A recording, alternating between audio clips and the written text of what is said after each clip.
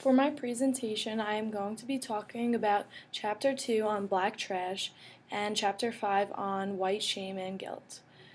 Chapter 2 by Charles W. Mills is about blacks who are thought to be as disposable and useless. This article describes how our political system is dominated by a majority of white people.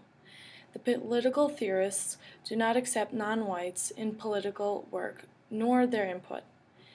African Americans are not being given an equal amount of say into what is constitutionalized in our society. There is a social contract that only permits whites as a superior race.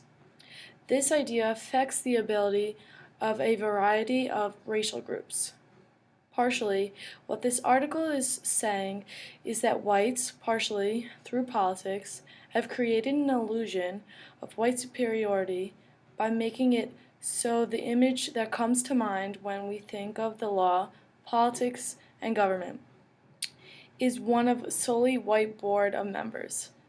This image works to eliminate the consideration of any other racial groups when it comes to something as significant, and not to mention powerful, as our primary law enforcers.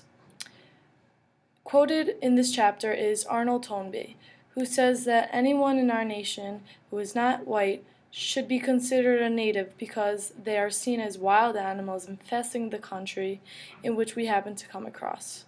Not only is Toynbee's statement in every which way an abomination to the progress we as a nation have made towards racial equality, but also works to completely undermine the importance of diversity in not only our day-to-day lives, but also our political system. Without diversity, we will not be able to utilize contrasting perspectives and will struggle to make any further progress as a society.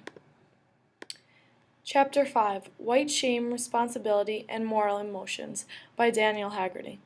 This article is mainly about shame versus guilt. Basically, guilt is not the self, but on negative actions and consequences. On the other hand, shame is directly about the self. There is more white guilt than white shame in the U.S. Shame can motivate people to try to change and actually work to improve as a person or improve one's internal moral values, like forgiveness.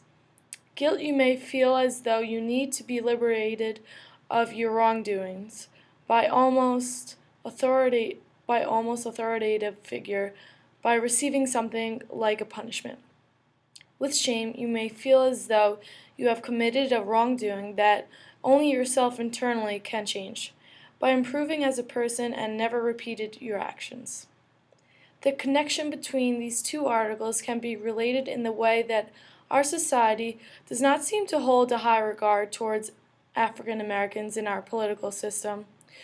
Certain ideas about white superiority that come from our government and how they are depicted come from the fact that we as a society may lack the shame that we should feel toward excluding other racial groups in our polity.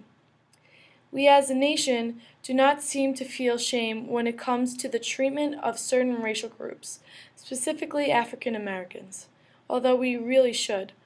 If we begin to enforce a different set of standards and intrinsic morals when it comes to developing societies, we can begin to eliminate discrimination.